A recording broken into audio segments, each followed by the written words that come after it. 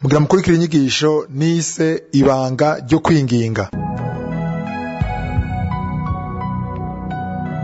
Nanezerewe cyane mu gitondo nashize ngahasanga abantu bamaze gukubita daboro hasi. Imana ishimwe.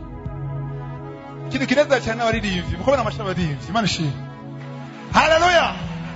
Kuko abaririmbyi saa 2:30 batanguye gufata mikro bagatanga kuririmba, kandi nibo batuma abantu bamotive kuzinduka. Kuko abaririmbyi nabo bari muri daboro byagana gute? Ucuvuga ati ntacyo na kare nja kwicara hajya gusa, ariko abaririmbyi daboro barayishize hariya.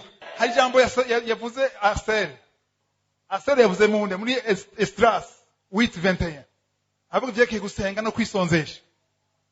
Ariko hariho itandukaniro hagati y'ugusenga no kwisonzesha. Inyigisho rero nshaka kwigisha no munsi siyo kwisonzesha, ariko niyo kwigira gute kwinginga. Ni inyigisho nise ibanga ryo kwinginga. Akoranda bati kwinginga none nagira gusenga no kwinginga.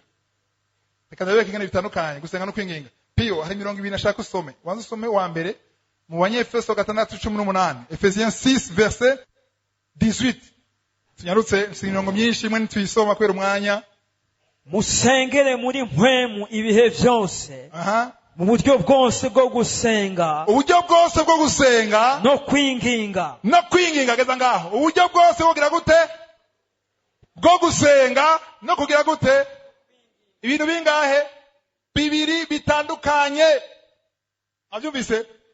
Kuko yaba ari ikintu kimwe ntiyavango no kwinginga. Uburyo bwose bwo gusenga hamwe no kugira gute? No kwinginga. Nashaka twumvishe cyo kwinginga. Niho nashaka tumenye icyo. Kwinginga no gusenga bisanzwe biratandukanye. Uburyo bwo gusenga no kwinginga bandanya. Kandi ivyo mubibere maso mukobeje rwose. Ibiki mubera maso gusenga no kwinginga mubibere maso. Imana ishimwe. Namwe bwigere bazo kibazo. Kenshi nabona nti nabisoma kwinginga abona ni bashatse kuvuga kwinginga nyene no gusenga, sivyo? Ikatwana gasoma umurongo wundi wa kabiri arahandi muri Filipi 4:6. Philippiens 4:6. Philippiens 4:6. Ntimugire ico mwiganyira ariko muri vyose ivyo mugomba bimenyeshwe Imana. Ivyo mugomba cyangwa mushaka bimenyesha Imana mu gusenga no mu kwinginga. Gusenga no kugira gute? Ni mumba no kuba bitandukanye. Hari ibanga Paulo afise ryo gusenga no kwinginga. Mu bisanzwe iyo ugiye cyane ugiye kwisonzesha birimo kwinginga. Kubera kwisonzesha samasengesho asanzwe. Nimwemere inyigisho zabwira ngo mwisezerano rishasha ntitwisonzesha. Hari umaze kuvyumva? Bisonzesha ryari imisezerano rya kera. Sivyo? Ko Yesu yabisiguye neza aravyigisha muri Mariko 2, sivyo? Mark 2. Muze kuhasoma ntituhasoma 18:20. Mark 2:18-20. Arigisha bamubwiye ati none ko abigishwa bawe batisonzesha. Aravuga ati nta kuntu abagenzi umukwe bo kwisonzesha bari kumwe, ariko niyagenda uzogera gute? Bazokwisonzesha. Ayo kavuga kugenda kugenda physiquement. Yesu yaragiye physiquement ari ngaha mu buryo bw'imwemo, ariko hariho intambwe ukeneye kube en connection na Yesu bica mu nzira yitwa kwisonzesha. Imana ishimwe. Mu byakozwe n'intumwa 13:2 nabyo gutandika imirongo yose muze murayandika abasoma karamu. Acte 13 verset 2. Bavuga ngo pendant qu'il jeûnait, sivyo? Pendant qu'il servait le Seigneur et qu'il jeûnait. Igihe bariko barakorera Imana, intumwa zakazakorera Imana kandi zisonzesha. Ngo mwe Imana agira gute? Aravuga. Amisezerano rya kera cyangwa rishasha? Rishasha. Acte des Apôtres n'isezerano rishasha. Sivyo? Rero inyigisho zabwira ngo nimusure kwisonzesha ngo Yesu yarabirangije, ni inyigisho zinezera gose Satani. Kubera kwisonzesha bikutuza ku yindi niveau mu buryo bw'imwemo. Hari ahantu ugera udashobora kugera na prière ordinaire. navuga ni umukristo by'ukuri yatahuye ibanga ry'amasengesho ashaka kubana na Yesu, si cyagezwe, si itegeko. Nta namwe yavuga ngo mutegeza kubigira gutya, jewe ni jewe, uri jewe, sivyo? Navuga nti mwisanzwe n'imiburiburi n'amamanura abantu, n'imiburiburi ugire n'umunsi numwe kundwi, sivyo? Wiyima bleba n'umukate n'icyayi, sivyo? Ugire umunsi umwe gusa uvuga uti uno munsi hari ikintu mpevye ndashaka kwegera Imana, sivyo? Ariko 7 jours sur 7 bleba margarine cyayi, tout va bien, turi mu buntu. Hari ahantu ukeneye kugera. Reka dusubire rero kuri sujet yacu, so kwisonzesha. Tugaturi muri sujet ya kwinginga. N'inyigisho nise ibanga ryo kwinginga. Kubera iki bisaba kwinginga? Uvuze kwinginga, imyaka myinshi maze imyaka myinshi ngijijwe, ariko imyaka myinshi kwinginga narinzi yuko nukuja imbere y'Imana ukensista, ukarira, ukanatera ikigongo Imana. Nimuze gutera ikigongo Imana mwebwe?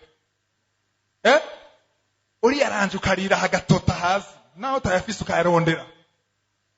Utazi kuyarondera, abazi kuyarondera, sivyo? Hari umugabo umwe nzi yagenda kwinginga, agaca akura ishati agashirinda kwisima, ko ndinginga. Donc akumva yuko kwinginga no kwibabaza cyane kuvuga amajambo, sivyo? Hariho gusenga ubwira Imana ati Mana mfasha, Mana ntabara, Mana mezagira. Uko no gusenga nivyo mugaso kwinginga. Kwinginga suko kuvuga uti sindakurekura maka umezagiye, suko kwinginga. Shaka duhindure icapo. Kwinginga turabe Bibiliya ishisigura kwinginga niki. Ari mu version avuga ngo petition cyangwa supplication. Hari amasengesho ordinaire. Amasengesho ordinaire azana ibintu ordinaire. Amasengesho extraordinaire azana ibintu bisaba kubyumva. Reka nenda basiguriye gatoya mu gicapo mushobora kumva.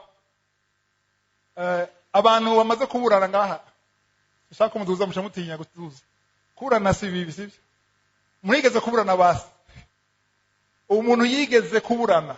Hari n'abajuriste ngaho gati ya.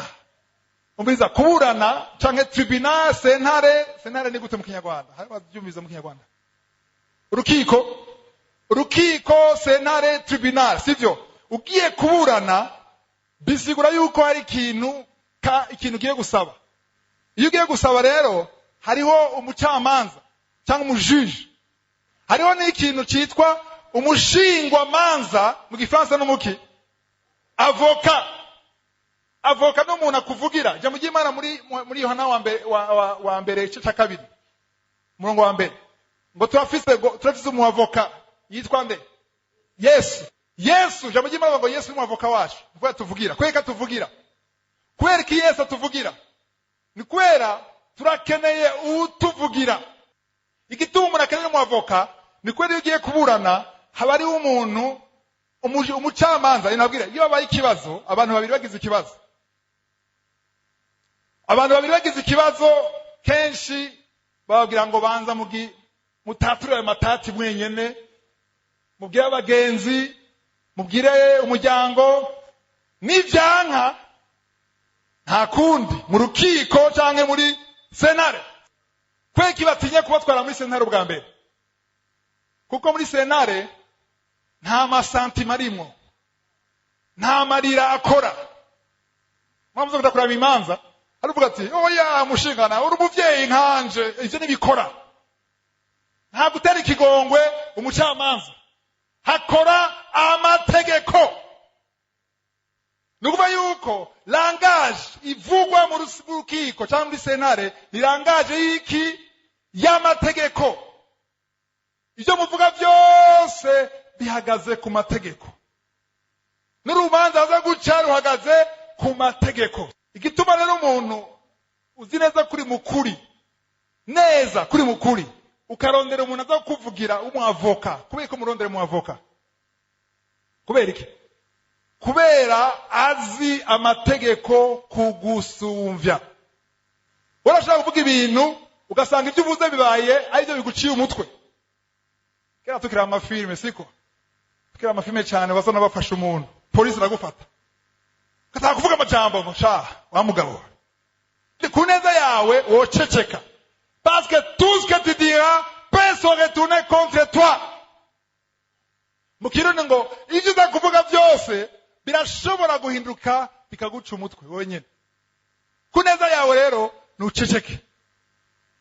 Cyo gituma iyo byanse kushima mu ngorane hakwidodomba tumuceceka. Soza kuvyumva.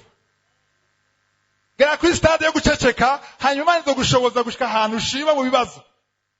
Ariko reflex ya mbere mu bibazo ni kuvuga amajambo. Beka mamuzi yuko amajambo yose uvuga afise umuntu ayaregistra. Arafise impact. Mu rukiko muri sentare niba maze kujayo urabona umucamanza n'abari kumwe nawe.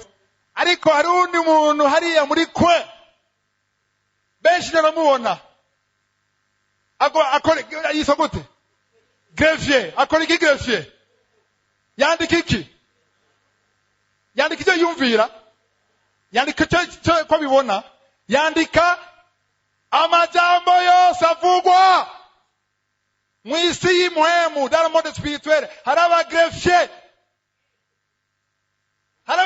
bafata amajambo uvuze. Abakurikiye inyigisho nise abamarika bandiho ndashaka kubabona ngaha abamarika bandiho abatarayibona muzoje kuri YouTube mwandike abamarika bandiho nayishizeho. Abamarika bandiho bafite mission ariko bafite uko bakora. Acte yose ukora irafite impact ku bamarayika. Urashobora kuzibira abamarika bandiho ntibakore kubera inyifato yawe cyane cyane imvugo yawe. Amajambo uvuga ashobora gutuma abamarayika bakora. Amajambo uvuze ari amajambo mabi hari umugreffier ajeje kwandika ibintu bibi uvuze. Uwo ni umumarayika wande wa Shetani yitwa Daimon. Akazi kiwe ni kwandika amajambo negative, amajambo yo kwidodomba, amajambo yo kwihebura, amajambo yo gutuka Imana, yo kwagiza Imana, aguma yandika. Kubera iki ayandika? Kubera ayo majambo ayafashe afise uburenganzira bwo kwinjira mu buzima bwawe yisunze ayo majambo nyene. Nabwo mvyumvire. Nicyo gituma Yesu ijambo ry'Imana avuga ngo Yesu ku musaraba ngo yafutse icete kitwagiriza. Nubwo yuko hari amajambo azana wavuze kubera inyifato yawe no kwihana, ayo majambo agira imbere y'Imana nta efe agira. Ariko iyo ugumye muri ayo majambo yo kwidodomba aranezerwa, ari busy. Maze kubitahura navuze Imana ndashaka umugreffier negatif ajeje kwandika amajambo mabi. Shaka yayure arambigwe aburi cyakora arondeje yandika bibure kuko ataronse ibyo yandika nta kimaje kurega. Kataronse ibyo yandika ntashobora kwinjira mu buzima bwawe parce que wamaze kumugara. Amajambo meza ibibazo biraje wabuze icurya urakenye nacubona wavuti ndagushima Mana wewe wayamyisi n'ijuru nubwo bisuku bizokwama gutya. Ndashima ko wampaye ubuzima, ndashima ko ukiri muzima, ndashima yuko ahondi siho narindi imbere, ndashima agakiza naronse. Ayo n'amajambo abariko arandika umarayika w'Imana. Ayo niyo azaza kukubohora. Imana ishimwe. Turi kumwe? Rero nsubiye gatoya kuvyo amajambo uvuga. Ufise umuntu akuvugira, utamufise ukwiye kuba uzi amategeko. Uno munsi rero mu Mana ntugende ujanye amategeko, ugende ujanye ikintu cyitwa ijambo. Ijambo jima. Kwinginga ugenda imbere y'Imana uvuga ivyo Imana yavuze. Ariko arandika mwandike yuko mu kwinginga, kweki winginga hari amasengesho usenga bigakoreka. Sisiko ntunakeneye kwinginga birakoreka. Ariko muri Yakobo 4:3, Jacques 4 verset 3 havuga ngo murasaba ntimuhabwa. Kubera iki? Musaba nabi. Ijambo ry'Imana rivuga hari ibyo musaba ntimuhabwe kuko mwasabye nabi. Kubera iki? Ntimwamenye icyo ijambo ry'Imana rivuga, ntimwamenye ngene waprosha Imana. Ugiye kwinginga ntugenda n'amasantima, ntugenda n'amarira. Amarira nivyo, amarira Imana ishobora kuvuga ati ndagojeje amarira. Imana ishobora kumva ayo marira, mugabo amarira yonyene ntakwiye.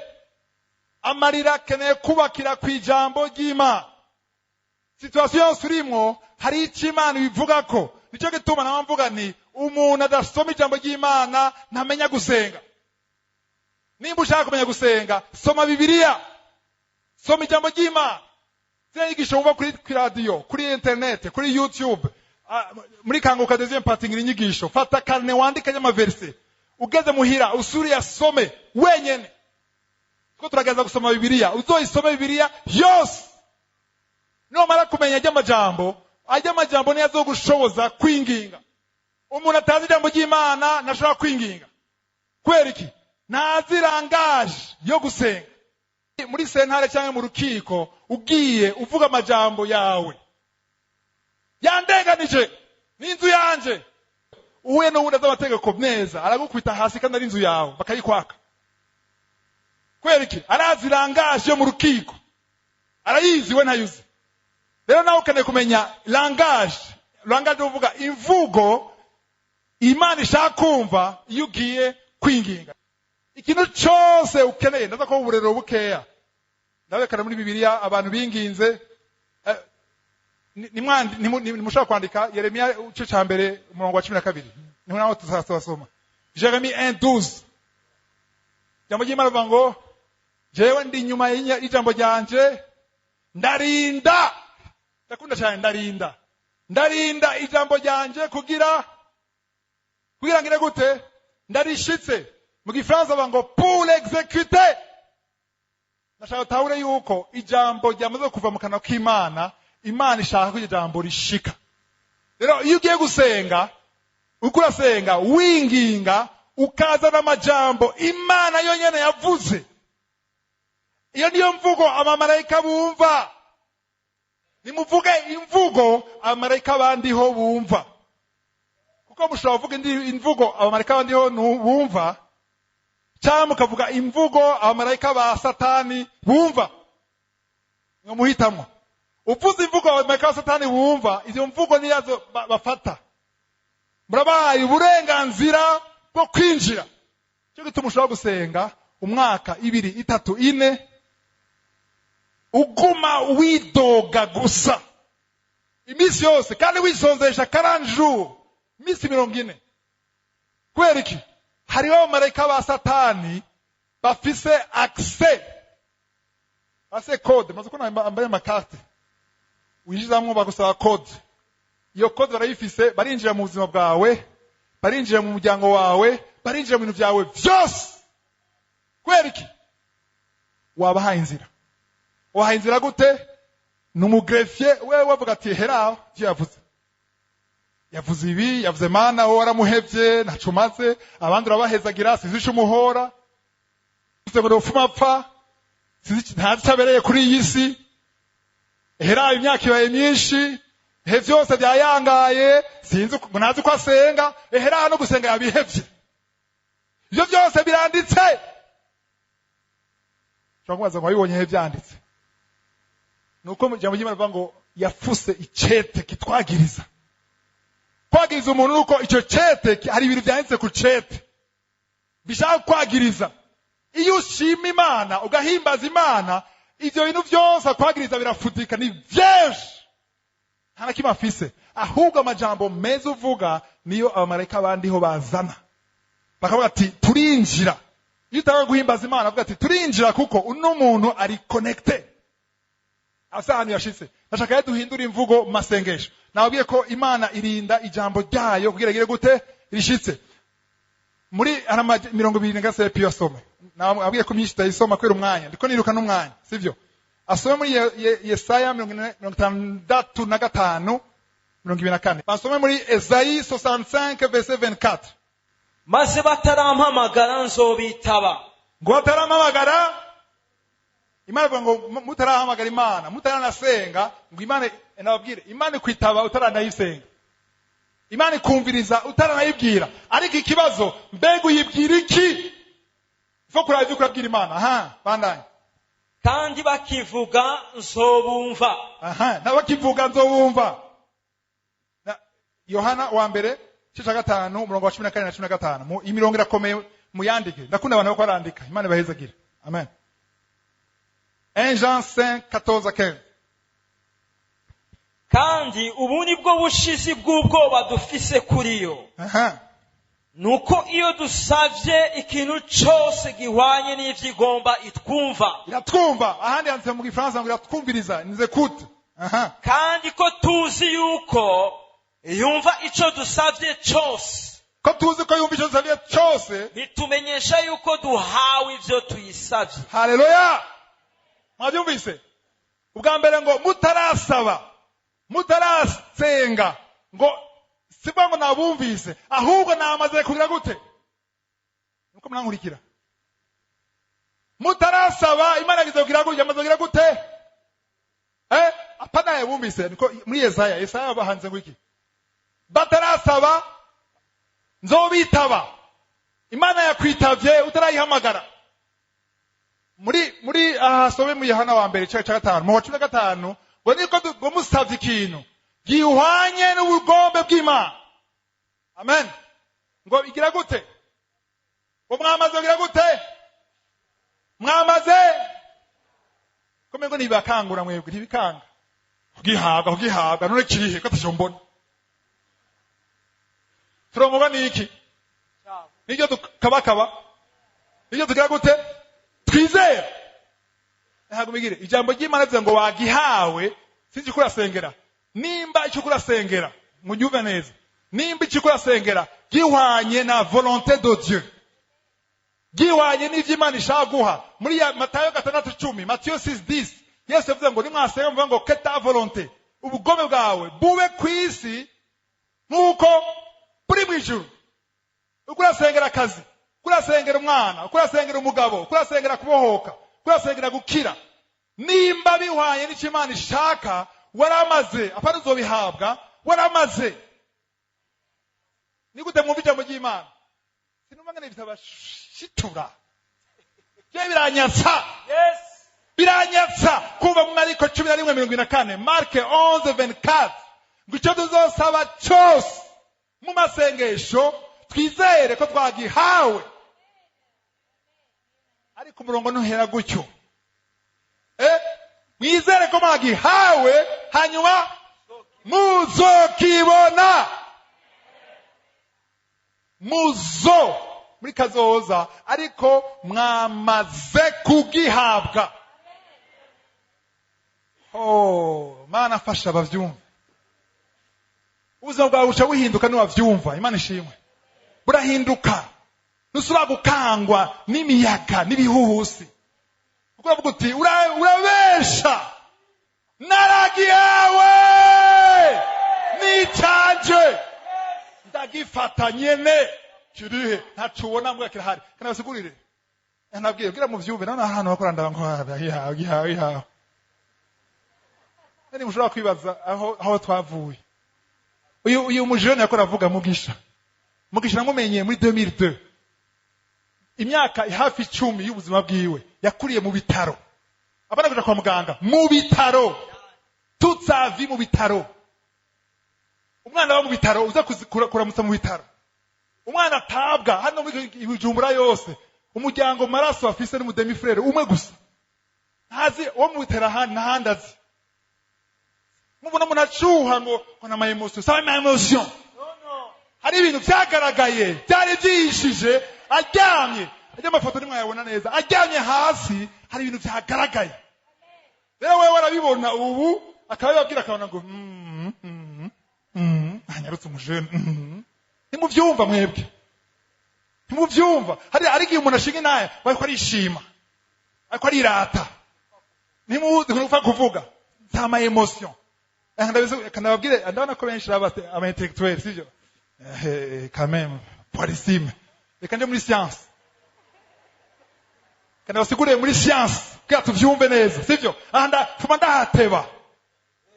ndahateba twumve icyo ari cyo guhabwa ikintu utabona kuko ngaho utawumvise fuma mpagarika nsubire kwicara tubanaye dutahe ndashaka mwumve icyo ari cyo guhabwa ikintu utabona wahawe indya mbwa urashonje wahawe umwana bakwita ingumba wahawe umugabo bakwita célibataire and you see hari ibintu banaguhaye abantu babona le contraire igihushane bakabwira igihushane satani agaca confirma na kashe bijanye n'amajambo wavuze ngo hey kundi basi nofuma nja mwijuru basi ho simbure vyose ashaka vy'ukuri abajya ba greffier ba satani babura ico bandika ku buzima bwawe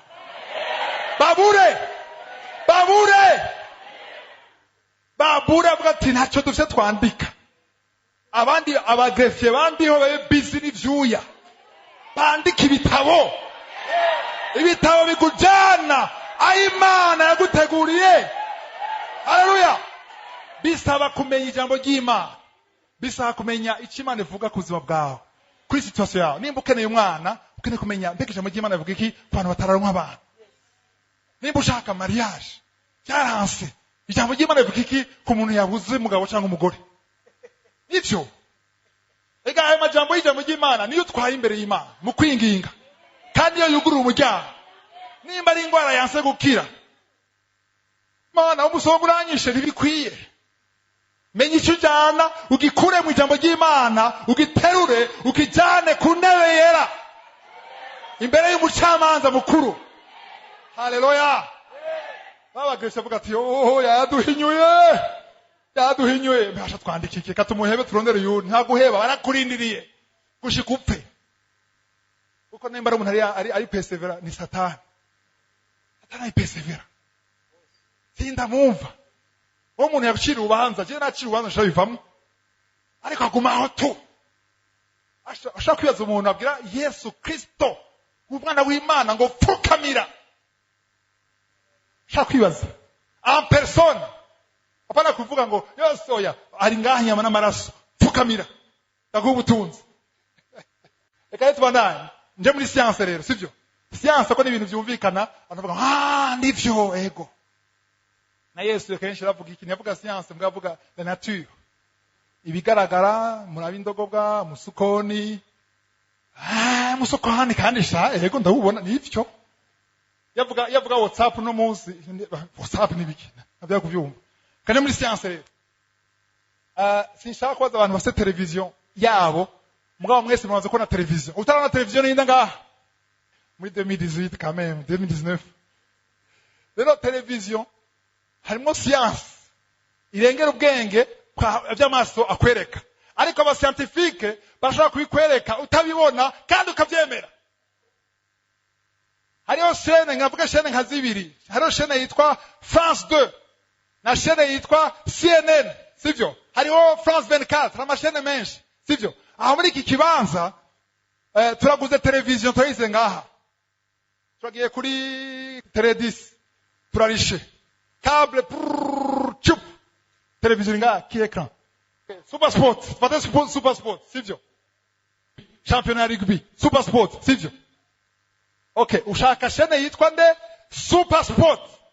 Warihe amashene ashika nka 30. Yose wayarishe. Muri amashene warishe harimo France 2, harimo France 24, harimo Burundi, yo mu Rwanda, harama chaîne menshi. Mugabo muri umwanya particulier hariho umupira utanguye, sivyo? Muri Afrique du Sud, championnat du monde yande ya rugby. Dushaka kwiraba en direct. Turinga ibujumbura tugaturabe umupira ukurabera Johannesburg muri umwanya nyene. Ariko darishe muri Teledis. Amatara turayafise. Écran iringa, câble iringa, décodeur iringa. Mugabo écran iri vide. Muri umwanya iri vide, yatanakime kigaragara. Hariho muri ikibanza aha nyene hari amashene menshi ariko aranyagara ngaha tutabona. Super Sport buri umwanya ko navuga ngaha nyene irahari. Hariyo amaheyon, amaselure ngaha tutabona. Hariho abunyene, hariho 124 ngaha. Hariho RFI ngaha. Hariho France, je sais pas moi, zose. CNN. Zose zirahari. Jagane Super Sport. Ndakije television. Ariko hariho code. Vuguti code. Hariho numero ya Super Sport. Hariho numero ya France 24. Nimba shaka kuraba France 24, mu France muri Paris hari amakuru ariko navugwa hariya, n'ubu nyene ariko navuga hari amakuru. Nimba narishije ibintu byose, fyonze igiharuro ca France 24. Iyi television, kubera action nakoze, irafise ubushobozi, irafise kapasite yo gucakira France 24, ikatiyizana muri ekran, mugaca muyibona. Suko France 24 yatanguye ntakije. Yari kwiraba n'ubu ikwiraba n'ubu. Ikwiraba mwe nawe mubona. Ariko hariho action okora, umunyembwa ca muyibona ahanyene. Puf. Ico yakoze niki? Ino television na action akoze no kwatsa no kugira amakode vyatumye ivyari mu kirere bitaboneka n'amaso biza kuri ekran namwe mukabibona n'amaso. Byari biriho ariko byari bisaba action yiwanje. Iyo usenze ukinginga hari ibintu byiwawe bitaboneka, nawe navyo ubona n'amaso, n'ababanyi navyo babona. Ariko niwasenga ukinginga ukihangana ukatura amajambo meza, isaha Imana igeze hariho mekanisme icakira ibitaboneka, ikabikura muri muisi itaboneka, ikabishira mu isi iboneka. Biva muri monde invisible bikaza muri monde visible. Amasengesho no kwinginga akwega ibiri muri monde invisible bikaza muri monde visible.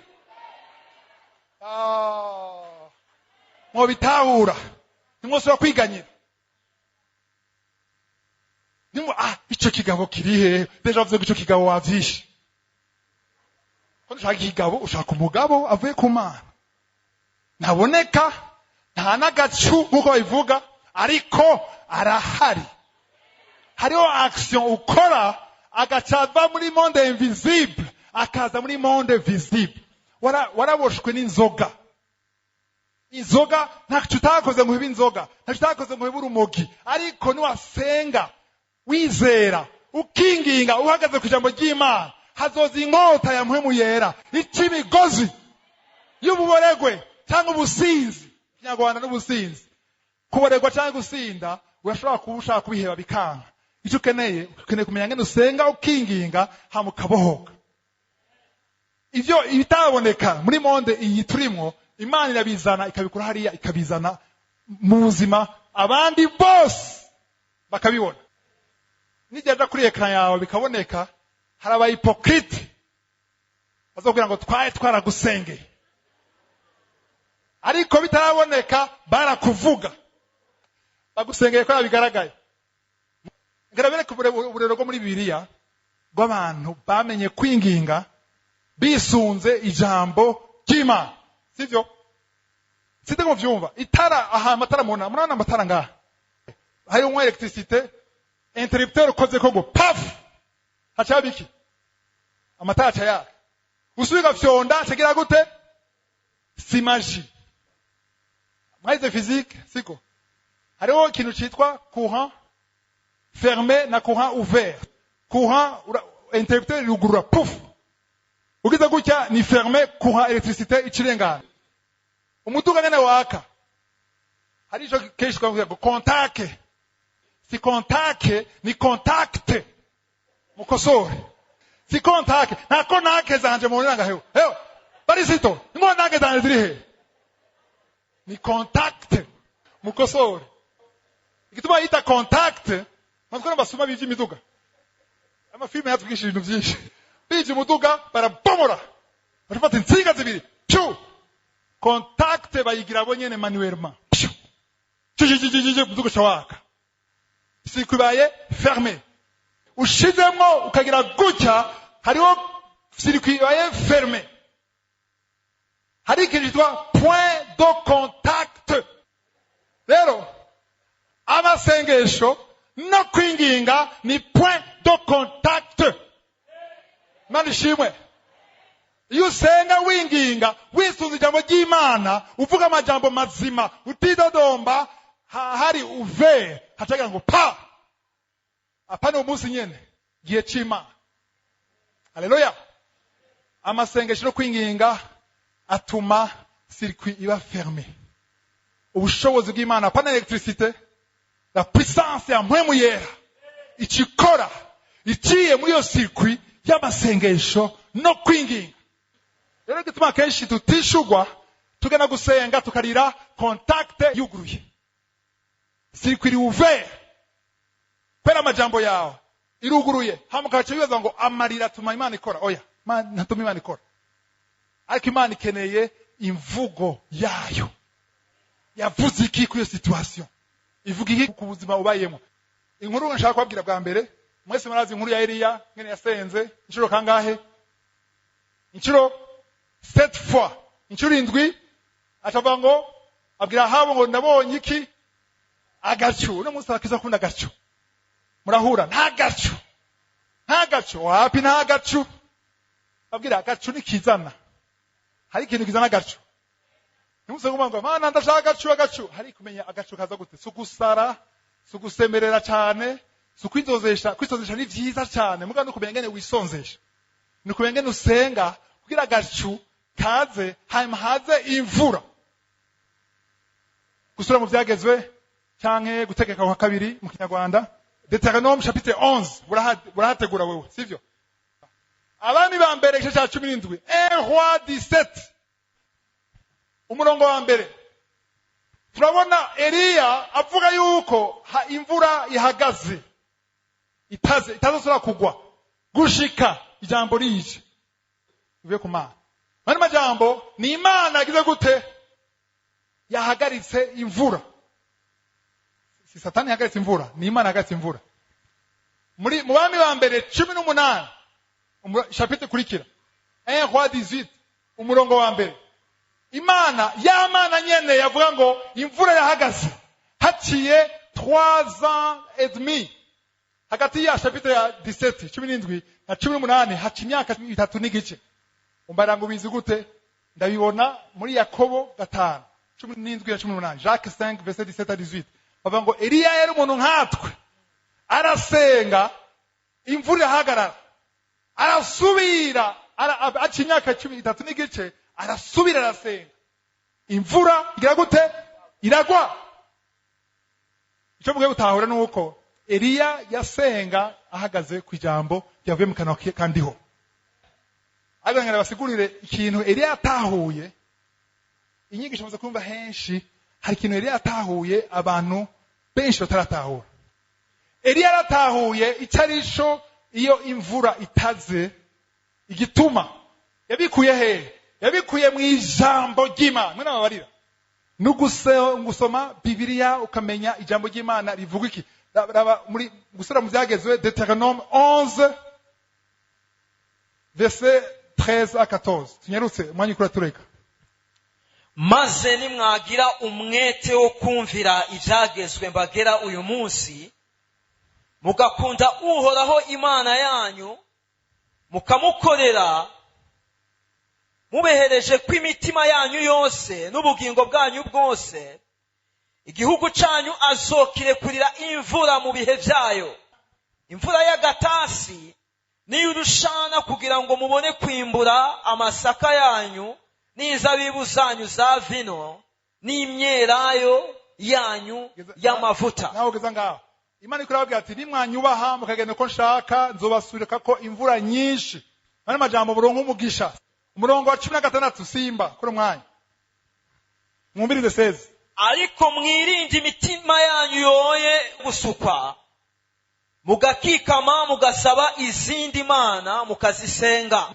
Ahanye akora arabagabisha nimwanyubaha mukitonda mugana mu ijambo ryanje nzobaha imvura muhezagirwe sivyo ariko nimwaza gupfukamira ibigirwamana kenshi muravuze ibigirwamana babona amastatu nivyo amastatu n'ibigirwamana ariko abantu bafukama imbere y'ibigirwamana saba pfukamire amastatu gusa ikigirwamana ni ikintu cyose gitwara agaciro k'Imana mu buzima bwawe ikintu cyose wumvira kandi neza uzi ko gitandukanye n'icyo Imana ishaka ukagipfukamira ukagikorera ikintu cyose kigutandukanye n'Imana kandi ukagipfukamira ukagikora nuvuga yuko ni ikigirwamana nimwapfukamira ikigirwamana nzokora iki 17 verset 17 uburake bw'Uhoraho bukabaziriringira agakinga ijuru kugira ngo imvura ntigwe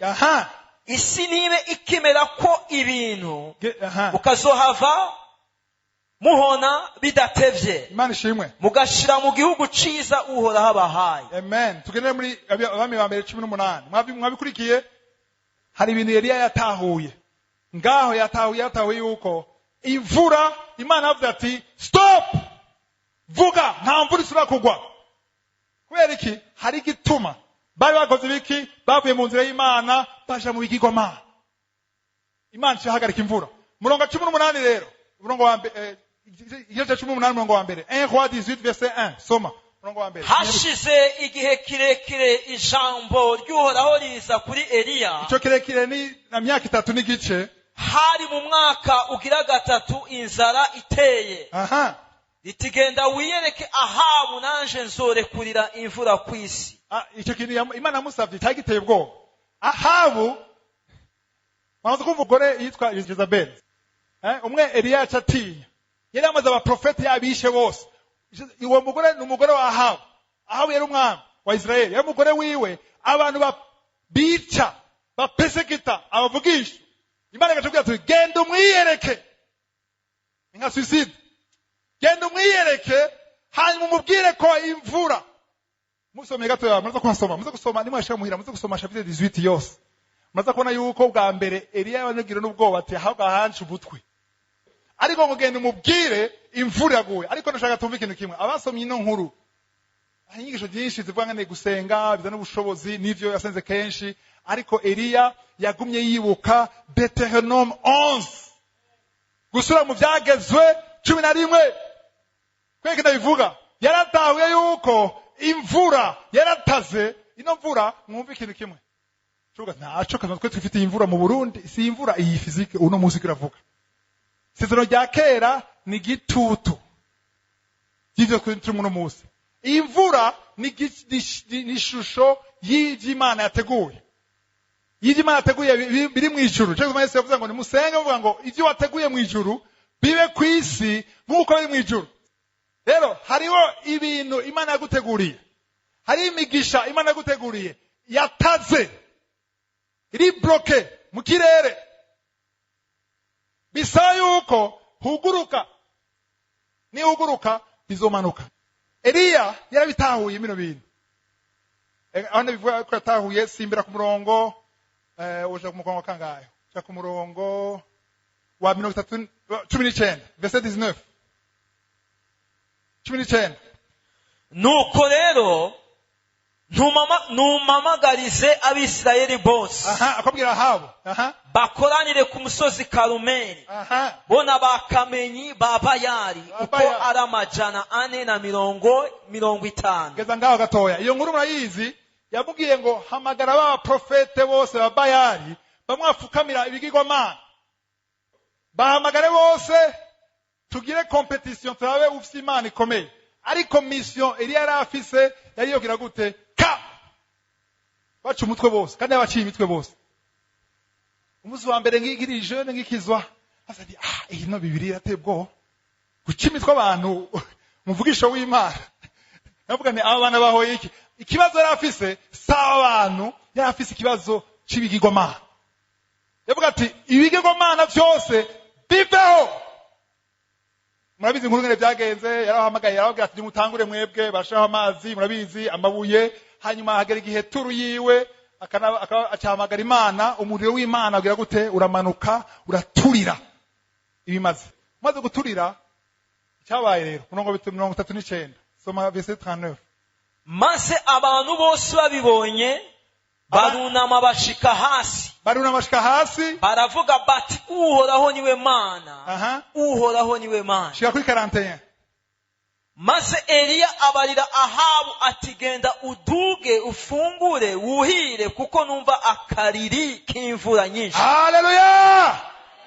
Eliya yavuze agacu ryari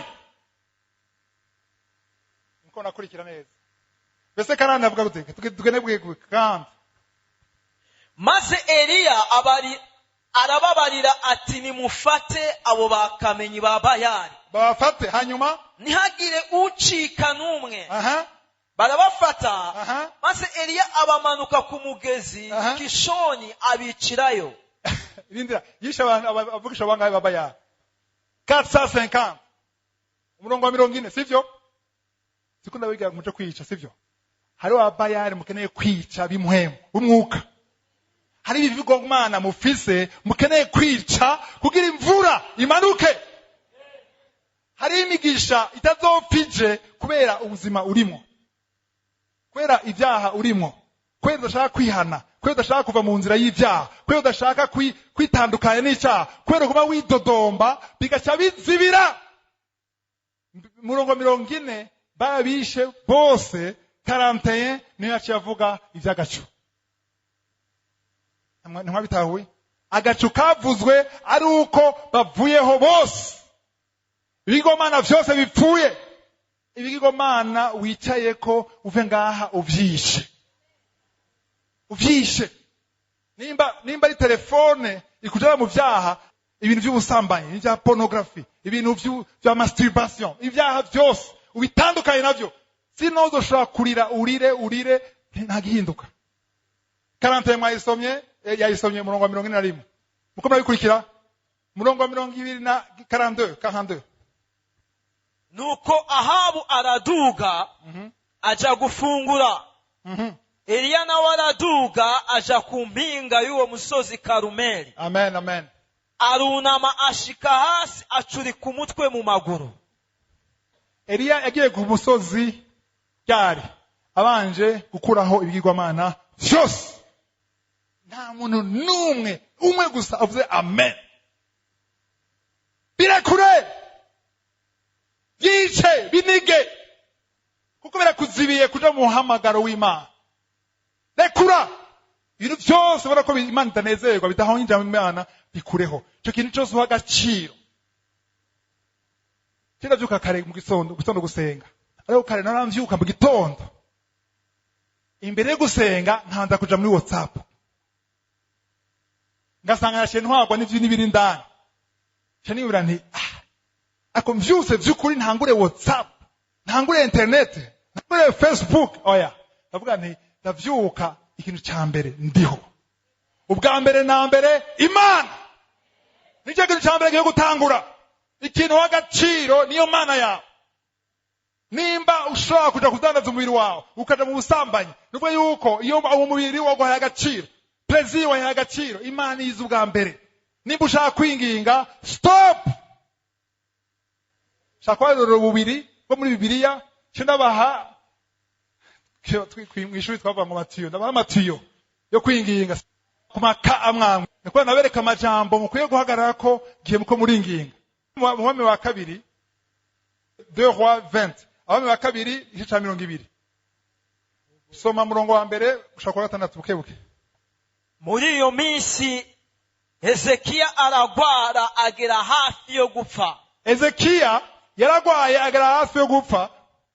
Bukeye umuvugishwa n'Imana Yesaya mwene Amosi aza kuri we. Ijambo ry'umuhanuzi ry'umuvugishwa abantu bakunda bavugishwa mumenye yuko bavugishwa ni hamavuga ivyo ushaka kumva.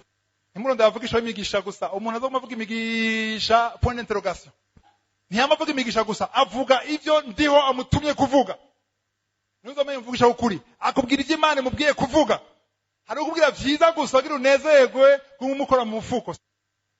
Ni benshi siniko nabatwengada je nange nabarushije mwese kuri kunyuma bavugisha nayitsurunya inyuma yabo kwera nayi desespere ariko naratawe yuko nkene ijambo rivuye kuri ndiho Murongo wa kabiri yamubwiye gute?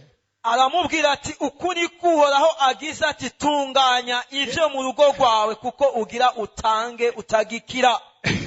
Ezekiya aragwaye araremvye, haje umuvugishwa aranezerewe wagira mu ijambo ugiye gukira. Amubwira ati gira testament ugira upfe kuko nukira. Mwene majambo ubugobe bw'Imana nuko upfa. Yabifashemo gute? Bandanye. Maze Hezekiya ahindukiriza amaso ku rusika asenga Uhoraho. Ati tegera Uhoraho we niwibuke ingene nagendera mu vy'ukuri imbere yawe n'umutima utunganye ngakora ivyo ubona ko ari vyiza. Mwene majambo aranse gupfa. Hezekiya ararira cane. Bandanya. Ariko Yesaya atararengana ngo ave mu nyubakwa ijambo ry'Uhoraho riza kuri we.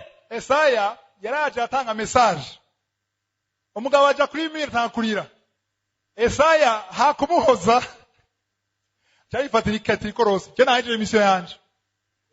Ewa, wewe ni Imana yawe muramenyana. Arigira.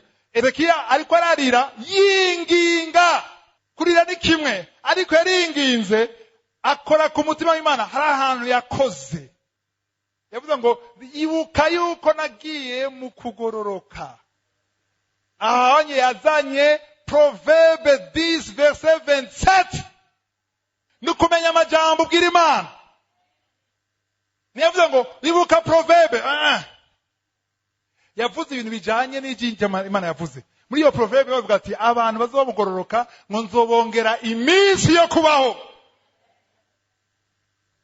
Imana cyamagara Yesaya. Demitu.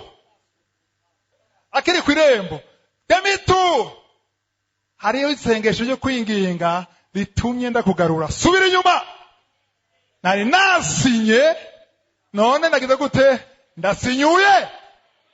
Kwera azanye ijambo avuze rangaje numva. Avuze imvugo numva. Imana ishimwe.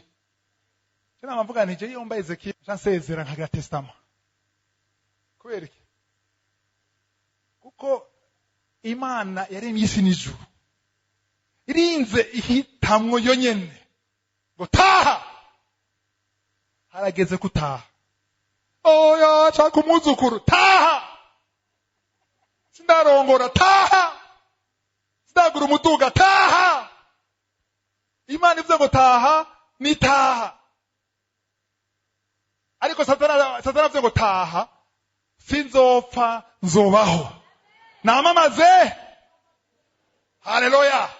Satani avuze ngo taha arabwira ati wowe nta droit ufise yo kumbwira ngo taha. Ariko ndio avuze ngo taha. Ko ikindi vuga ngo je yomba we nakwemera gutaha. Kuko ubananije usoma. Usome igice cya kabiri. Uyezekiya ari umwami wa Israeli sivyo? Imana monge imyaka ingahe? 15. Ndakwifurije kutasaba 15. Kuko iyo 15 yaravyaye umwana. Umwana yitwa Manase. Yaje kumenasa Israeli. Kuko apfuye ati imyaka 15. Manase akirakana niko kaciye kagira kikamusubirira. Karaba umwami arageragera arakura. Manase ibintu yakoreye Israeli ese yawabonye. Hageze ahantu batanga ibimazi baha Satani baturira n'abantu. Harabaye ibigirwamana biteye ubwo ibintu bibi Imana irashavura. Manase yabyaye umwana yitwa Amoni nawe yiraza ari kwa kundi kwase. Bagiye kuronga hengwe haje umwami yitwa Josias. Ivyo byose muzo bisoma muzo gusoma. Siko nababwira inventa. Hariho 50 ans, plus de 50 ans de souffrance. Imana yashaka kweparanya Israeli. Nimuze muragobera Imana. Rondera kumenya icyo Imana ishaka. Apana icyo ushaka wewe. Uwo ni wa mbere. Wa kabiri nawe. Shaka kwereka abantu binginze bavuga imvugo Imana yumva. Tuje muri gusubira kuvayo. Exode. Nyerutse. Exode 32. Notatu na kabiri. Murongo w'icenda kushaka 14. Bo anashaka kwega tumvirize ko kenshi maze kubona ko iyo akora soma hari igihe abantu batahura. Hari ikintu Imana yafashe decision. abana ba Israeli bavuma bitodomba bavuga amajambo Imana irababara. Mwari muzi ko ari igihe ukora ibintu Imana yagera ahantu ivuga ngo yicuza. Uribaza ibintu Imana iricuza kubera iki abantu ushobora kuvuga ati Mose uranyubaha ngira mfuta abantu bose ndabarigite nabice bose wewe usigare muri wewe ngire uruvyaro rwiza. Mose yashobora kuvuga Imana akavuga amajambo yari yose, ariko Mose yarasenze amasengesho yakozeko byatumye Imana yigarura. Kweri iki hari imvugo yavuze katura amajambo yavuze mungu w'icenda manuka gushaka 14 Uhoraho arongera abarira Mose ati abo bantu ndababonye ico barimwo nabahinyuye n'abantu batagonda izosi. None rero upfe kundeka gusa uburake bwanje bubarurumbeko mbahonye, ariko weho nze nguhindure ihanga rikomeye. Ugeze he this bandaya 11 Mose atakambira Uhoraho Imana yiwe. Mumbirize, Mose aratakambira Uhoraho. Nabwira yuko gutakamba nibikwiye nukumenya amajambo uvuga igihe uratakamba. Atakamba Uhoraho ibwira gute? Ati mbega Uhoraho niki gitumye uburake bwawe bururumba ku bantu bawe wakuje mu gihugu ca Egiputa ububasha bwinshi n'ukuboko kw'inkomezi. Bandaya niki cotuma Mumbirize neza, niki cotuma uha abanyegiputa kuvuga, abanyegiputa cyangwa abapagani kuvuga ngo kubateza ivyago niko kwamutumye ibakura ino. Haleluya. ngo ibatsinde mu misozi miremire. Yashize ahantu Imana. Abanyegiputa babonye ugura icyaha gitukura, nibabonye umanuye umuriro ukabica bazogusuzugura bagutwenge bavuga ngo ya Mana kumbe batwatse kugije kubica. Mane majambo Mose dugije iki icubahiro c'Imana. Mbega ikura senga duziki bezo yawe ivyo wifuza barantwenga baransuzugura baramvuga barancisha mu ijisho byose bihagaze kuri wewe, ari n'amasengesho adakanga Imana. Ariko mu byo usenga byose wamushira imbere icubahiro c'Imana. Mana ishimwe. Cyo cyambere yakoze gikomeye amasengesho usenga. Nivyo urashaka akazi keza, mbega ushaka gaburira abana bawe gusa cyangwa ushaka n'Imana y'icubahiro? Mbega Imana yafise uruhara mu by'ukuri asengera, mu by'ukuri arondera byose. Imana yafise place. Mose ntigeze avuga ngo bazodutwenga twebwe, bazonwenga jewe Mose n'amajambo navuze nzomaramara sio kuja imbere yao. Oya, si jewe ni wewe. Icya kabiri yavuze 12 endase nushire uburake bwawe bw'inkazi wigarure ntuteze abantu bawe ivyo vyago. Ndashaka mumbirize neza 13 naho 13 niwibuke Aburahamu na Isaka na Isirayeli. Wibuke nde? Abraham, Isaac na Israel. Ako yibutsa Imana amasezerano. Mbega Imana amasezerano ifite kuri wewe ukwiye kuyamenya mu masengesho no kwinginga uyaduze imbere y'Imana. Uvuze Abraham, je nakunda kwisengesha isengesho, sivyo? Abraham, Isaac na Yakobo ni sezerano Imana haye Abraham. Iryo sezerano rero ryaciye muri Isaac na Yakobo. Yakobo ninde? Ni Israel. Yuno munsi hari abantu batabizi kiya gihugu cha Israel rya zina ni rya Jacob. Amasezerano uno munsi abizera bose tugendera amasezerano ya Abraham na Isaac na Yakobo, siko? 13 niwibuke Aburahamu na Isaka na Isirayeli abasavyi bawe, abo wabariye wigize indahiro uti nzogwiza uruvyaro rwanyu rungane n'inyenyeri zo kwijuru. Amen. Kandi iki gihugu cyose mvuze nzogiha uruvyaro rwanyu bacegukire ibihe byose. Murongo wa 14 nuko uhoraho arigarura ivyo vyago yari yavuze guteza abantu biwe. Nuko uhoraho arigarura, il se repentit du mal qu'il avait déclaré vouloir faire à son peuple. Mbega arihenze? Oya, hari amajambo yo kwinginga yakoze ku mutima w'Imana. Nukumenya amajambo uvuga. Amasaha arageze, siko? Nagamye amatiyo, arashaka amatiyo. Nagafata amaka ane gusa, sivyo? Amatiyo ndisoma ku mwanya uragiye, siko? Amirongo ngenda bahe. Umuntu ashaka kugira mariage. Byaranse. Hano umuhungu akuraba. Abakobwa bose barakubenga. Kandi usenga, wisonzesha. Mana ndashaje. Ntibikora. Imyaka ibaye myinshi, ntibikora. Mana barantwenga, ntibikora. Uko no gusenga mugasa ukwinginga. Turabisoma. Ari ijambo rimwe gusa ushobora kubwira Imana. Genèse 2:18. Mwazandika. Itanguriro cya kabiri 18. Siziko yasoma gatowe. Hari amajambo Imana yo nyene yivugiye ushira imbere. Hari amajambo uvuga abamarayika bandi ho bakabandika ngo arabizi. Ibibavuze rero nje dukorera. Cya kabiri 18. Uhoraho Imana aravuga ati, amaze kurema Adamu na Eva, si vyiza ko uyu muntu yibana wenyene. Si vyiza ko uyu mugabo. Amwe ikirundi banga umuntu, uyu mugabo. Hinge ndamuronderera umufasha bikwiranye. Umugabo yaremwe wese hari umufasha bukwiranye. Apana shaka. Apana guyawe, apana wifuza. Apana uje guma ubohesha, uzitira. Hari uwo mukwiranye. Mu Gifaransa bavuga ngo inede semblable. Umuhungu byaze kuronka umugore. Genda muri Genèse 2:18. Mana ijambo ryawe rivuga ngo si vyiza ko nguma jenyene. Ndize ijambo ryawe rivuga ngo hari umufasha dukwiranye. Mbega umukobwa azovuga gute? Mana Itanguriro 2:18 rivuga ngo ntuzovuga ibitanditse muri Bibiliya.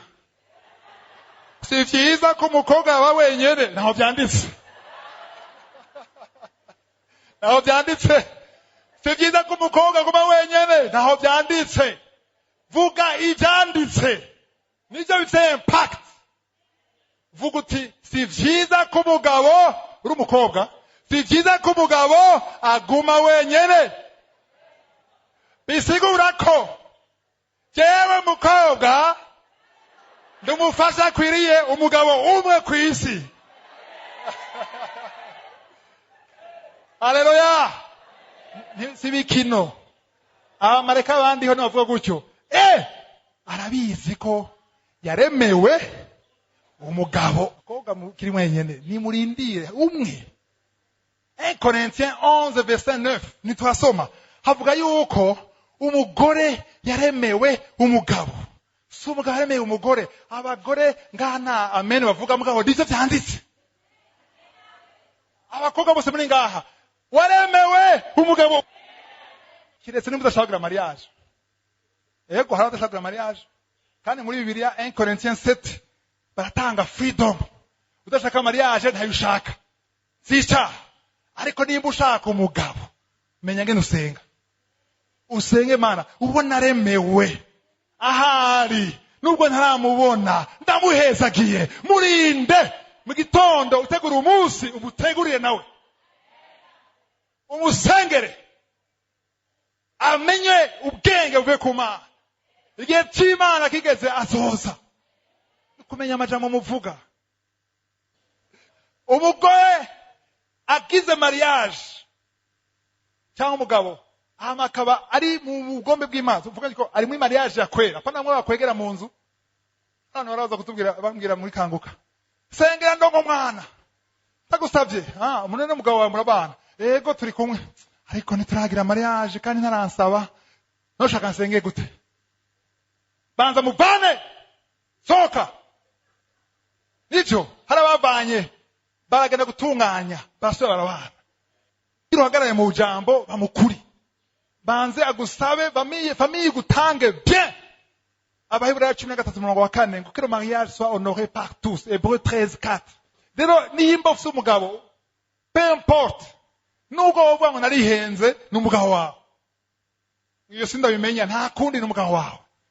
Nimba n'umugabo wawe rero urashobora gusenga mwangize mariage vyanse kuronka uruvyaro vyanse kuronka umwana warasenza wagiye kwa muganga waragize ibiki byose imyaka irarengana nta mwana nuzo gusenga akana mana kana kwinginga nuguhagarara mu ijambo.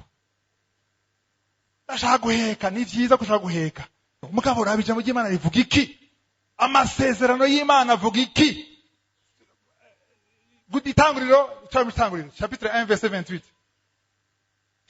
Genèse 1:28 Nyarusa maze Imana irabahezagira ati nimurondoke. Kezaho maze Imana ihezagira umugabo n'umugore ngo nimugire gute nimurondoke mugwire mwuzure isi muyiganze. Verset 28 ngo amusanza avuga ngo soyez féconds. Haba ikibazo cyo kubyara hari infertilité uvuga uti Imana wavuze ngo soyez féconds uhagaranga aho nyene wavuze ngo tugwire uruvyaro. Imana ishimwe. Umugrevier wandiho arandika ngo aravyatuye nta vyemvanse agaruye amajambo wavuga muri jardin d'Eden yuko atugire uruvyaro. Abadamu barabangira ngo jewe narafashe ndabivamwo nakanguka nacenda iheba wiziritse ariko vuga uti uko bimera kose biteba binyaruka ariko ndazi ko ijambo Imana yavuze ati soyez féconds. Ikintu kibuze rero fécondité ni ikintu kizibira umugambi w'Imana. Rero kurasenga hagarara ku ijambo Imana yavuze. Icya gatatu hari abashomeri bari ngaha apana bashaka promotion